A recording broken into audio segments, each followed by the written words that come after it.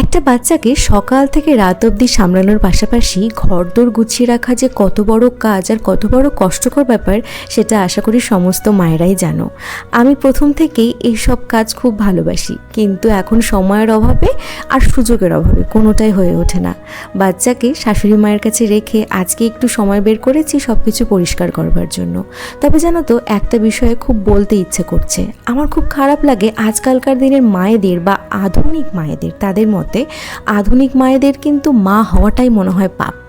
কারণ এখনকার দিনের বেশিরভাগ মায়েরাই বাচ্চার যত্নের সঙ্গে সঙ্গে নিজের যত্ন নেয়, তার সঙ্গে ঘরদোর গুছিয়ে রাখে, সবটাই প্রায় একা হাতে করার চেষ্টা করে আর বেশ ভালো মতোই করে ওঠে। আর তথাকথিত কিছু মানুষ যারা পুরনো দিনে দেখে এসেছে মা কাকিমাদের, তারা ভীষণ কষ্ট করেছে বাচ্চা মানুষ করতে গিয়ে, আর তারা যেটা পায়নি সেটা যখন আমরা পেয়েছি বা করতে পারছি, তখন তাদের মধ্যে কেন জানি না একটা হিংসের ব্যাপার কাজ করে। অথচ সেই সমস্ত মানুষেরাই যুগ পাল্টানোর সঙ্গে সঙ্গে সমস্ত আধুনিক জিনিস কিন্তু মেনে নিয়েছে।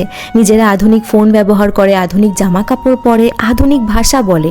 অথচ আমরা মায়েরা যদি একটু আধুনিক পোশাক পরি, আধুনিকভাবে চলার চেষ্টা করি, তাদের গায়ে কেমন যেন ফোসকা পড়ে যায়। তাই সব সময়ের জন্য আমাদের খোঁটা দিতেই তারা ব্যস্ত।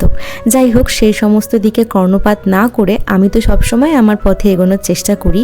আর আমি সেই সমস্ত মায়েদেরও বলবো, যারা দিন রাত পরিশ্রম করে চলেছ, নিজের বাচ্চা সামলাচ্ছ, অবশ্যই নিজের খেয়াল রাখার চেষ্টা করো। তুমি যদি তোমার জন্য লড়াই না করো, তোমার জন্য কেউ লড়বে না।